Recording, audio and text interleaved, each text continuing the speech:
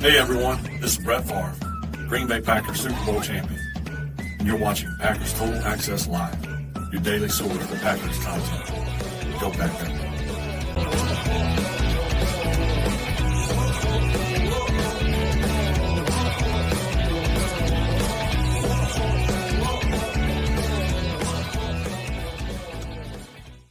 What's up, guys? Welcome into Packers Total Access. My name is Clayton. You can check us out on Packernet.com. Find me on Twitter at Packers_access. Joined alongside Tim in Green Bay. We got Jacob in Wisconsin. We are live on YouTube, Rumble, and X. You can also check this out in podcast form and just search Packernet Podcast. So hopefully everybody had a great day. We got a bunch of topics to dive into, and obviously joined alongside a couple heroes here, and Tim and Jacob. How was y'all's day? Do we got anything at the forefront of our mind as we are knee-deep in the draft season, boys? I'm telling you, you can't turn on a podcast without there being a deep dive on a prospect or something to do with the draft. It's absolutely awesome. For sure. I will say my day went better than Tyleik Williams' day went. We'll just leave it at that. Hopefully everything turns out okay with him. Kind of scary when you see a big monster like that take a tumble. It's kind of tough to watch, man. So did we get anything official on him yet? I haven't heard anything, but we can show the video here real quick if you'd like. This is what Tim's talking about. Tyleik Williams, one of our top-rated defensive tackles, obviously had a scary moment running his 40-yard dash at the pro day at Ohio State. And let me just turn the volume down here. You see, man, his toe kind of gets hung, and I mean, he lands right on that knee. So I haven't heard anything yet. Jacob, have you heard any updates on whether or not he may have heard something, or do you think it was more precautionary the way they carried him off here? Well, I'm no doctor, you know that.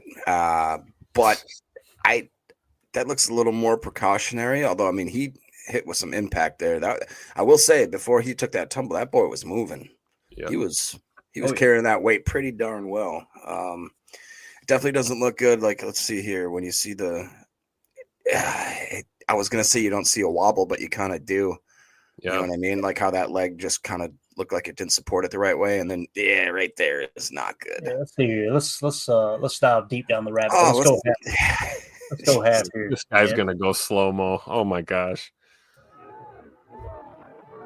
Right. There. Yeah, see that leg kind of pop out a little bit? I thought it was his toe that got hung, but you could see the knee kind of give a little bit. So, and then to add insult to injury, he comes right down on that sucker. Right, yeah, landed right on it. So hopefully everything's all right with Tyleik. If anybody else sees any information on that, throw it in the chat, and we'll hit on it here this evening. So other than that, we got some other news that kind of came down the pike. Nothing crazy, but our boy Easton Butler doing what Easton Butler does, has some more information. Rice cornerback Sean Fresh met with the following at his pro day: Packers, Texans, Commanders, and Chiefs. Fresh ran a 4.34 40-yard dash along with a vert of 41 inches and a broad jump of 4. Very impressive for a 5'9" cornerback. That's insane, dude. That's explosive. 4.34, 41 vert, and a 10.4 being 5'9". That's like unreal. Plus, we could have a Bash, a Fresh. Yes. Jesus, this dude's in rare form. All we need now is a Buckets Goldenberg. That's right. So if you're wondering where Sean is at on our big board here, he's currently in the 466 spot. We have hardly any information on him other than the PFF grades, and they're not good. In 2022, he was 869th at his position. He jumped to 377 and then fell back to 444, according to PFF. We have nothing else, no PFF big board, no consensus big board. There's no information out there currently. So just another name to keep an eye on. I like how good he does this, too. These are probably some guys that could potentially be undrafted free agents, those type of guys that, hey, look, they got a lot of athleticism, a lot of high upside, throw them on the practice squad, and you can get a lot done with them in that regard. So there's that. And real quick, let's welcome back the OG, too old for this. He says, I got my name back and decided to bring back my OG profile pic. There you go. Welcome back, man. Welcome back. Evidently the charges got dropped, so he's back and he's good to go. So there you go. Who? Emeka Egbuka run his 40 today. It looks like the early reports were 4.4 is what it looked like as we could see him run his 40-yard dash here. My man Scootin, he's thick too for a smaller guy, man. So Emeka Egbuka, hearing Greg Cosell talk about him earlier today was really interesting. He was just talking about how when you hear him at the podium, he sounds like a 12-year vet. And I want to say he drew comparisons because he's not going to have crazy athletic ability. He drew comparisons to Amon-Ra St. Brown, if I remember correctly. Like, hey, Amon-Ra St. Brown, people wonder how did he fall to third? It's because he didn't have those elite traits, right?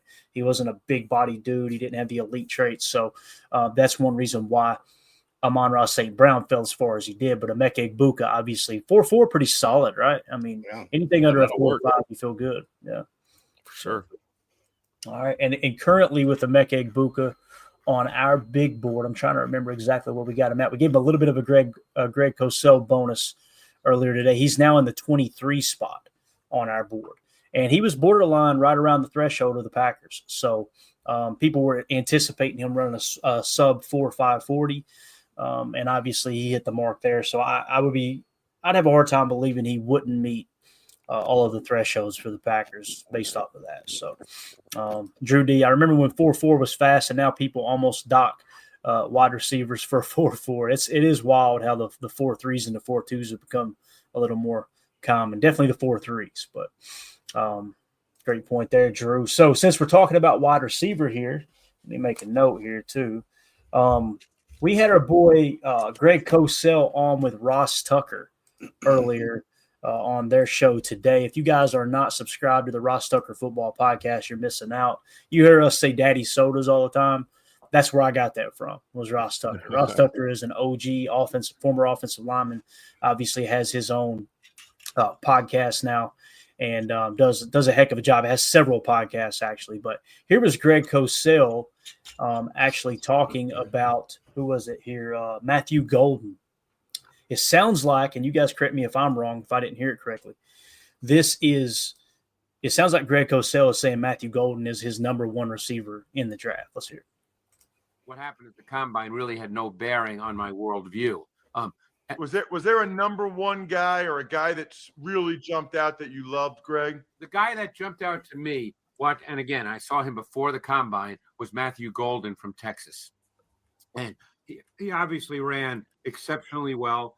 I don't think he plays exactly to his 4.29 40-yard dash time at the combine. But to me, I thought that he has really good route running refinement. I thought that he had separation quickness. I thought he worked from multiple splits in Steve Sarkisian's offense, and that's an offense that does a lot with the pass game. I thought he had a really good feel as a route runner with the pace and tempo of different routes, changing speeds through his vertical stem. I think he's a 3-level dimension. I think there's a vertical element to his game. He was a receiver that I thought would be ascending when he gets to the league. And he's not this receiver at all in terms of traits, but the receiver last year that I felt watching his college tape that would ascend once he got to the league was Brian Thomas. And that worked out that way.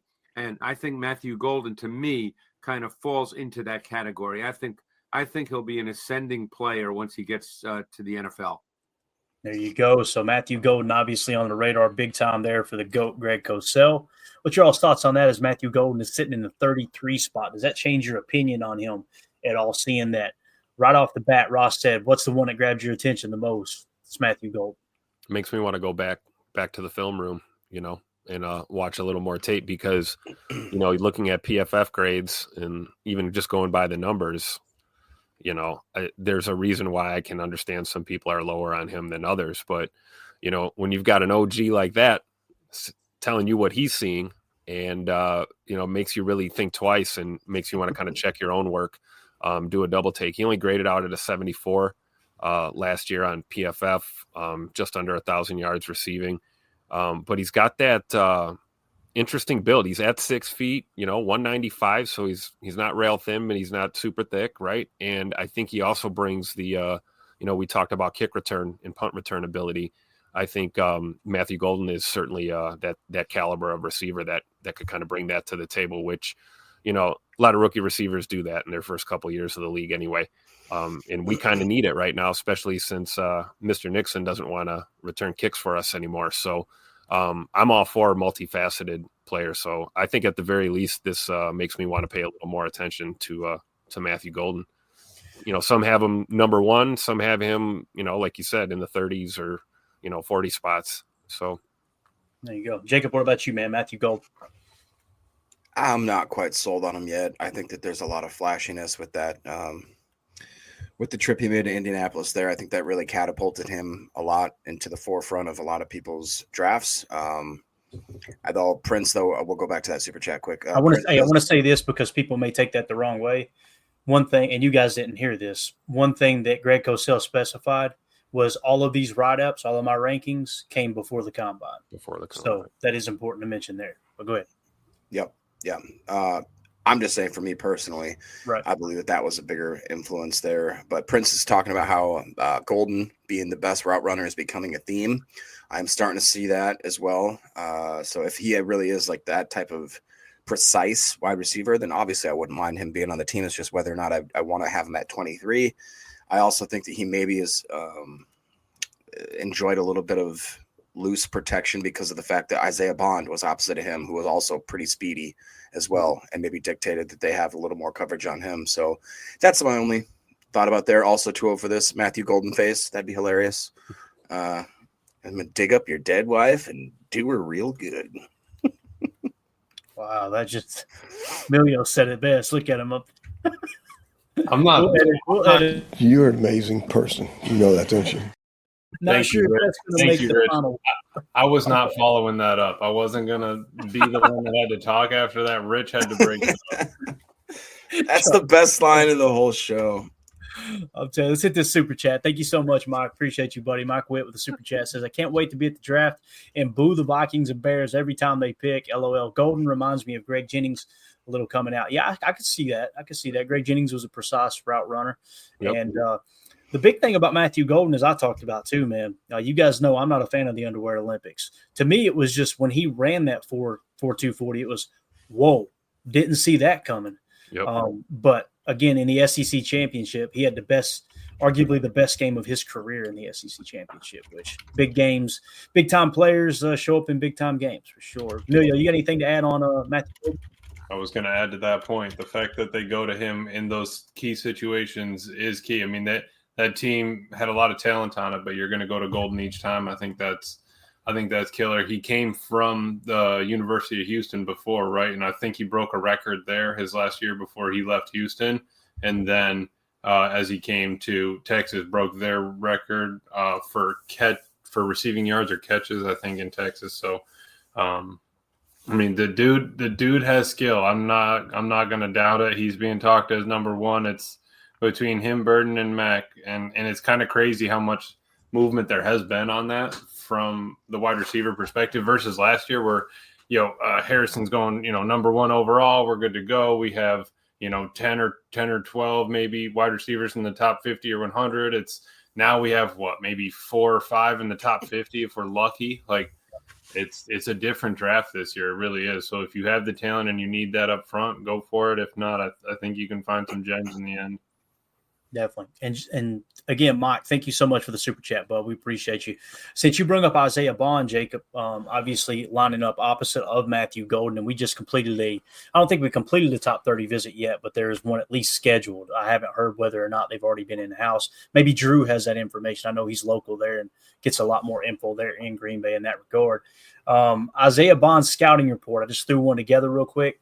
Obviously, they scheduled a top 30 visit. Some of these numbers are going to be a little off. You're going to notice that some of the combine numbers, some of the measurables might not match completely.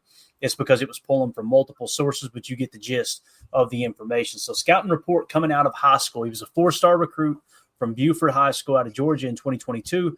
Isaiah Bond dazzled with speed, winning state track titles, 10.51 100 meter and a 21.19 200 meter. Scouts praised his playmaking and vertical threat potential, projecting him as a multi-year starter despite needing polish in the middle of the field or in the middle field. Before enrolling at Alabama, Bond was ranked number 71 overall in the final Rivals Top 150 for the 2022 class, placing him among the top national prospects and number 11 at his position. It goes on to say college statistics. Bond's college career spanned Alabama in 22 and 23 and Texas in 24. At Bama, he posted 17 catches for 220 yards as a freshman, then 48 catches for 668 yards and 4 touchdowns as a sophomore. At Texas, he recorded 34 receptions for 540 yards and 5 scores, plus 98 rushing yards, totaling 99 catches for 1,428 yards, 10 touchdowns. Detailed scouting report says at 5'11", 180 pounds, Bond blends elite speed. 4.3 is what they got him listed at here. That was before the 4.2.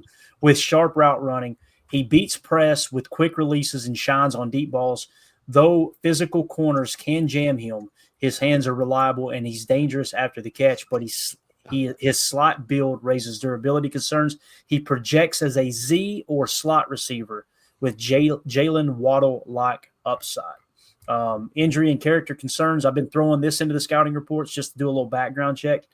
Injury history is relatively light, with his most notable setback being an ankle injury in 2024 that limited him on 2 catches for 30 yards across Texas' final 5 games.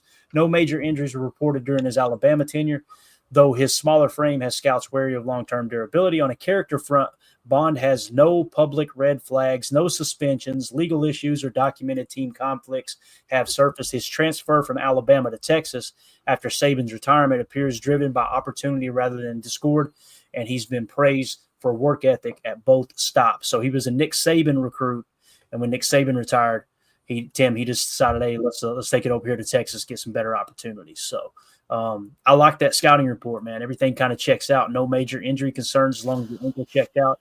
When you run a 4.240, I'm pretty sure the ankle's just fine, right? So any thoughts on that scouting report, boys? Ready to go. I was thinking they were asking him to stay in Alabama. I'm not going to, so quit asking. That's exactly right. Exactly. Hey, you had me at no injury concerns and no off the field issue concerns. Yeah, I'm on board. Definitely sounds like a Packer guy, right? There's no doubt about that. And somebody earlier actually had some breaking news in here, Tim. If you want to give me some breaking news, Mr. Chuck Jaggers, Mikael Hardman's contract, $1.17 million with $150,000 signing bonus. Jacob said, "That's right. That's called a deal right there." Hit that Walmart discount bin. Exactly. And I've got the details pulled up here. I won't put them on the screen, but we'll read them off real quick. Like he said, 1.1 is the base salary. The signing bonus, $150K. Got a roster bonus of $91,000, workout bonus of $50K. It's nothing. It's absolutely nothing. And the dead cap is $150,000 with that signing bonus. Simply meaning if you do go out and draft a receiver or two and Mecole Hardman doesn't make your team, then you're just on the hook for $150,000. That's it. That's chump change. So good signing there by Good, I think, man. You like Ryan pointed out many times before, you cover your backside there so that if the draft doesn't come to you properly and you can't get a big name receiver, someone that you feel real good about, then what you can do is just kind of press into Mecole Hardman, maybe flex Jaden Reed to the Z and move the Z around a little bit more than you might have done before. Mike Witt with the super chat says, "I think Golden will be good. That being said, give me a D tackle at 23." Tim, did you write this? And then trade up early in the day in day 2, I think is what he meant, for Higgins or Royals in round 2. Here's the guy. I like it. I like that game plan there. Anybody have any thoughts on that before we get to Jaden Higgins? Tim, this is a surprise for you, sir. I don't think the D tackle is going to be Tyleik Williams anymore. But I still like the game plan. I want to go trenches early. I mean, O-line or D-line, honestly, at this point in the first. But, it also depends on, got a lot of people picking before us. This board could shape up totally different than anybody's predicting. So you got to go best available, right? Definitely. And since he brought up Jaden Higgins there, I think everybody on this stream is on board with the Jaden Higgins with 54, right? I don't think he was the best guy around. There you go. So here was Greg Cosell and Ross Tucker. I keep wanting to call Ross Tucker Kraft every time. And Ross Tucker talking about Jaden Higgins. I think you're going to be pleasantly surprised with this one because it wasn't like, what do you think of Jaden Higgins? He literally asked Greg Cosell, hey, who's a guy that, who's another guy that you like, right? And this is the guy that he handpicked along with his teammate Jalen Noel. We're going to cut that out obviously for time purposes, but here's Greg Cosell and Jaden Higgins. Wow. Okay, who else you got? The other guys I wanted to mention who I find fascinating are the two Iowa State kids. The big kid is Jaden Higgins. And I've done this kid for 2 years now. And I really, really like this kid. I mean, because he's 6'4" and 1/8, again, you're not going to say that he's sudden and explosive, but he's effortless in the way he moves. He's kind of a speed cut route runner. If you give him the more horizontal routes like slant, glance, crossers, overs, routes like that, I just think that he's a really good player. I mean, 6'4" and 1/8 is a trait. He's a big dude. So the question is he a boundary X at the next level, meaning the single receiver to the short side of the field, guys that get a lot of one-on-one coverage, and can he win in those situations? Or at 6'4" and 1/8, the team see him more as kind of a movement Z, the guy that's in motion on the strong side of the formation? I think that's a question that'll be discussed. The other. All right, so there you go. The way he talked about him being fluid and everything, he handpicked him out of the crowd. So we gave him the bonus, the Greg Cosell bonus we talk about. It's official now, boys. With the Greg Cosell bonus, Jaden Higgins and Trey Harris are tied at 46.3. Notice he didn't say a thing about Trey Harris on the entire episode. He didn't mention Trey Harris one time. It doesn't mean Trey Harris is a bad player. It's just he's not one of Greg Cosell's favorites. So after the Greg Cosell bonus, we got Jaden Higgins, like I said, tied with Trey Harris. So that's pretty fascinating. Now, you guys heard me before, and I want to get your take first, Jacob. When we talked about these two guys, I would always throw the caveat, but Trey Harris is higher on our board, right? Well, now they're tied. So now who's got the better hands? Jaden Higgins. Who's better at man coverage? Trey Harris, right? So it's who's got the bigger frame? 6'4", Jaden Higgins. I think I'd have to lean towards Jaden Higgins big time now, big time. Yeah, I don't disagree with that at all. I just am more starting to think that I don't think either one of these guys is going to be there if we just sit and patiently waiting at 54. I think there might have to be a little bit of some draft goodiness going on where either they draft, trade back out of that 23 pick, accrue a little bit of a later one and try to move up, or try to do a little bit of moving up and trade. I mean, I don't feel like that we're going to be able to stick and pick and have it go the way that we've all, especially Mr. Tim, have wanted it to go. And I think that there's been too many people like Cosell highlighting guys like Harris and Higgins. I don't know why I can't get that right, but I just think that there's too much shiny glitter and gold around both of these gentlemen to be there at the 54 spot. So I'm a little nervous to see how we would play the chessboard and make that work, but I'm excited to see if Goody does and what happens at the end of it.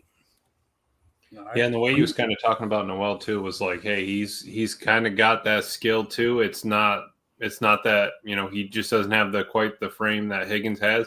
I'm not mad at it. I mean, if Higgins is off the board, you could make that as an option. But looking at Higgins, imagine when Christian gets back, if you had 2 6'4", 6'5" dudes on the side, I mean, spread out wide, it's jump ball central. I mean, it opens up a lot, but then again, are you looking at it? Is that too many big dudes? I don't know. Yeah. And Zach here, Tim, we're going to get your take. Obviously, this is your boy. Zach in the chat says, only way I believe the Packers are able to get Jaden Higgins, who I hope we get, is if we trade down in the first and pick up something to trade up into the 40s to get him. Jaden won't be there at 54. Now look at the latest mock draft information here. The latest mock draft that was done on Jaden Higgins here, at least the information that was put in, CBS on March 25th, so yesterday, had the Packers taking Jaden Higgins at 23. Pro Football back in February had the Packers taking him at 23 as well. Now, back in January, you had the Buffalo Bills taking him at 32. NFL trade rumors had the Bills taking him at 29. And, of course, you got the Lions. They had the Lions taking Jaden Higgins at 31, 4 different mocks there by the same guy at CBS. And that was back in October and November. Here he is in round 2 by the Draft Network to the Packers. So you're seeing that the highest he's been drafted through the process, and most recently was actually 22 by Green Bay. I'd have no problem with that, Tim. I mean, like if Goody takes Jaden Higgins at 23, that means he's got a legit first-round grade on that cat, and he's probably even better than we could have imagined. I would be shocked. I really would. Happily shocked, don't get me wrong. And, like I don't really have much to add to the Jaden Higgins conversation other than what I've already said. I'm sure everyone who's watched the pod or listened to the pod and watched the live shows, they know where I stand on Higgins. I've been carrying that torch for months and months and months. But, hearing Greg Cosell talk about him makes me feel like I'm actually seeing things pretty well, I guess, because I know what he's talking about. But I will say this, I'm with Jacob. I think that Jaden Higgins, to me, first round pick at 23, yeah, that would mean Goody's in love with him, right? First round grade, let's pull the trigger. But I think he's somewhere between there and in 54. I'm kind of leaning towards, Jacob's mindset here is that he may not necessarily go, top 20, top 25 picks, but I don't know if he's necessarily there at 54. We've seen mocks go either way. So I feel like he doesn't make it out of the top 40, Tim. Like, yeah, I agree. That's what it feels like to me too. Which makes me feel good about the conversation that we've had about Goody trading back and loading up on picks and trying to maneuver his way to a Jaden Higgins or whoever else he's got a high grade on, So I would not be blindsided if that first round pick gets traded here in next month. We're about a month away. Are we thinking, Tim, because in my head right now, dream scenario would be obviously we're up at 23. You've got maybe 2 or 3 of the D tackles or edges that we really, really liked. And we say, all right, we want to trade down anywhere from 5 to 10 picks, pick up maybe a third or a fourth, or maybe even if it's something crazier, a little bit better, drop back 10 picks or whatever. Maybe we pick Higgins there. Why can't I do it? And then maybe we have another defensive stud that's there that we can, I'm trying to figure out the best way of hitting all of the needs, the best player available, and still having the draft capital to either be there in the later second round or so to maybe try to swoop him up, or the early second to try to swoop him up. Logistically, I can see it. It's just kind of muffled until the draft actually, the chips start falling. But man, it'd be fun, wouldn't it? To just like watch him trade down, then go back up in. All of a sudden you see the dun-dun-dun, dun-dun-dun, and what if our first 2 or 3 picks, you got a D tackle of some, marker that we absolutely love, and you got Higgins, and go from there. I mean, Mike Whitworth. If Ted McMillan starts slipping and he's still there at 19 or 20, do the Packers think about trading up for him? Curious. It just depends on the grade that Goody's got. And I know that's a boring response, but if Goody's got a grade on Tet the way we do, because Tet just climbed up the board again, boys, with the Greg Cosell bonus. Speaking of a hyped up receiver right now, Ted McMillan is 5th now, 5th on our board, which is crazy. Are you seeing it, Emilio? I'm seeing it. And that was something I was the dude's just getting better each time. The only thing holding him back is the RAS, but it's not like he's not built on a frame of 6'4", 6'5". Dude is an athlete. I think he was, he played volleyball in high school. I think he's got that sort of, mentality. I think he was Arizona's highest recruit ever. He, broke, he was doing whatever there, tearing it up. It's highest recruit coming out of Arizona now. If that continues on the trajectory of him leaving high school, going into college, going into the NFL, he's going to be a freak. He is. But I don't know, man. What are we going to do? Just have a bunch of slinky dudes on the outside and no speed? I don't know what we're going to do.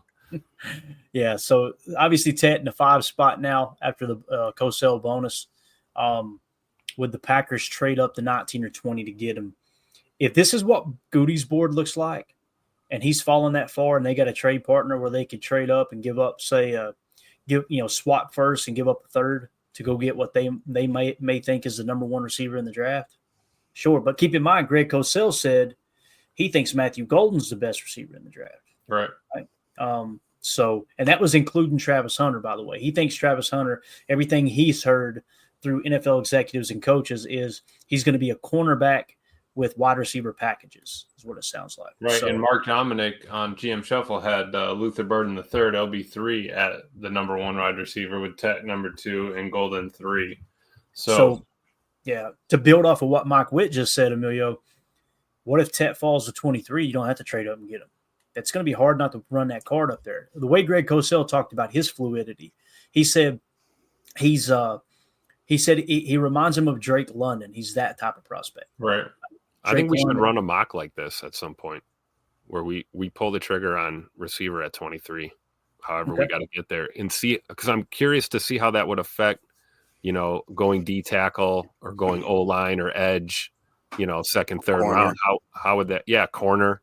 How would that pan out? Because I haven't even, I don't know, maybe I'm just naive, but I had no idea in my head for even a second that we'd be going wide receiver in the first round. But when you look at, like you said, Clayton, the grades on some of these guys, and then combined with the visits and, what we've seen and other people have seen, it's not out of the realm of possibility that we go up or down to try and get a receiver early.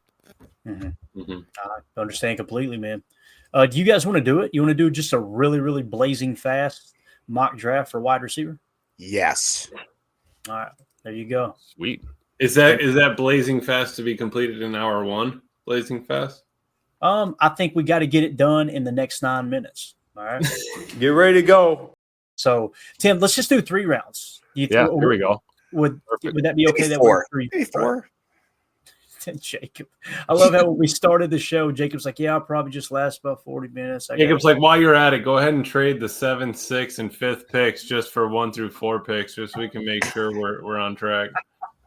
Look, we didn't talk about mock drafts, all right? I got a little resurgence here. All right, let's do it. We're going to go 4 rounds, okay? 4 rounds mock draft, and we're going to focus on wide receiver first. Tim, is that what you think about? Yeah. Hopefully, I selected the Packers there. I think I did. Yes, I did. All right, let's get this thing cranking here. All right, we're going to go to 23, and let's just keep an eye on the wide receivers. Is Tet still there? All right, Tet just went.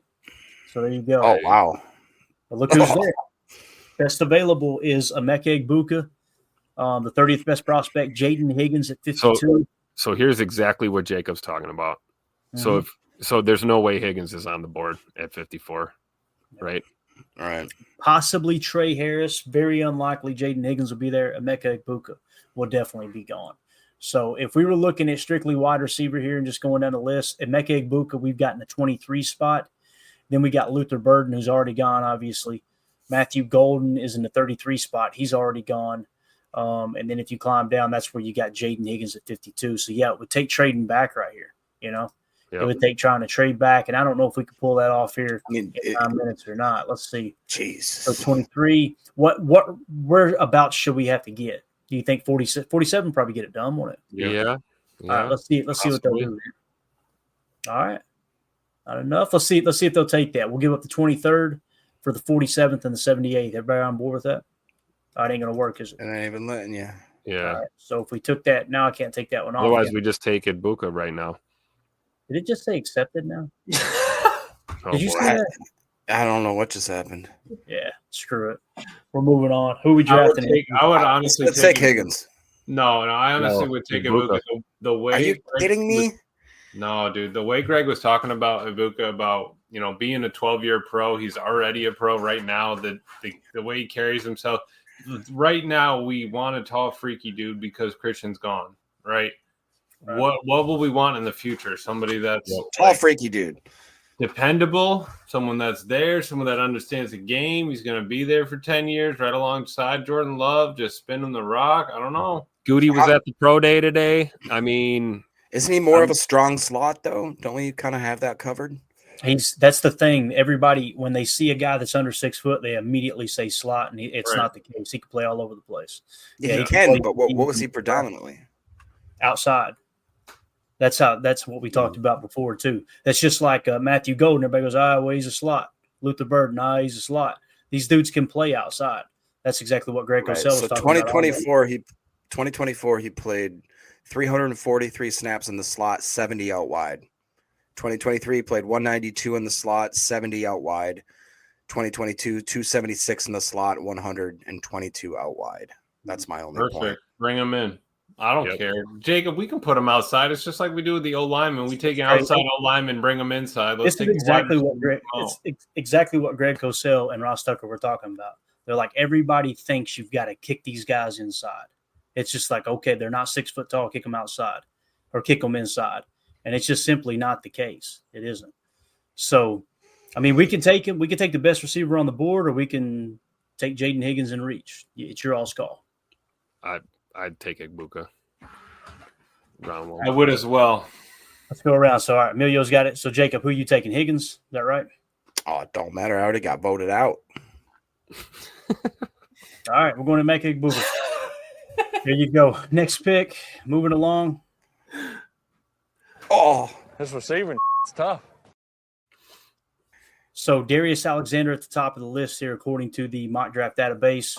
Okay. can you click on wide receivers just to see who made it through the gauntlet there? Oh, no. Jacob. Go ahead and take them. We'll trade Egbuka if we need to. Bro, I'm serious. Let's go. You would take Jaden Higgins here if you already took Egbuka? If that would make the crowd happy. That would make everybody in the fan I hope base. you're buying McCall Harbin a plane ticket already. I mean, Doing it. I don't. I would love Higgins it. is Yeah. done. I don't think it's realistic, my but it would be gosh. so awesome. Can we look at D line, please? Harold Fannin Jr., Tim. There you go. Oh, Deion Walker! Look who's there. Jeez. Here's the guy. This is Pretty good draft, Clayton. Look at Edge quick. Oh, man. I love how nobody's even talking corner. No. Jordan Birch at edge, Josiah Stewart, Kyle Kennard, Is Let's Ivy see still what- there? Jacob Parrish. Oh, ooh. Dorian Strong, Kobe. Man, this is Okay. ugly. This got ugly quick. Okay. Harold you take Fannin Jr. You take your D lineman. 2 wide receivers and a tight end in the first Oh. 3 picks Come on, babe. with a top 10 offense already.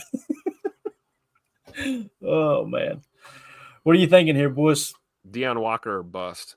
Can you scroll a little bit down, Clayton? From the all. Yeah, either that or Demetrius Knight would be intriguing. Or Norman Lott. Ooh, Charles Grant. This is crazy. There's so much dead air. It's not even funny. Yeah, I People like are skipping Deion it. Walker. I'm still digesting the fact that we took 2 receivers. I think we should have done a 7 rounder and just go ahead and put this online. They would have loved it. So if we were to focus on best available for us, it's probably going to end up being, I would imagine it's Jordan. Go ahead and Birch. take Jordan gonna Birch say because Jordan Birch, yeah. Goody was at the pro day and we thought he was looking at Harmon, but he was actually the whole time looking at Birch. Yeah, we got Jordan Birch in the 60 spot, I believe. So this is good value here. We're going Jordan Birch out of Oregon, A+. All I like right. it. And then with the final pick here, who's it going to be? Pick 124. Ooh, Charles It's Grant. Grant. We met with him, right? Um, We got Charles Grant in the 70 spot. Put her on the board. I Let's mean, look might at as well. We're not getting a D tackle, so That's what I'm looking at here. Maybe Pigs. Thor, Howard Cross. Come on, man. Elijah Roberts. Come on. Pigs is too far down. So, yeah, I mean, I think that the pick here is probably what we were just saying. Charles Grant would be the best available here. So, yes, sir. It's one of the best drafts I've ever seen. I bet it is, Jacob. So, there you go. With the first pick, the first round pick there at pick 23. What in the world could possibly be taking that long to load?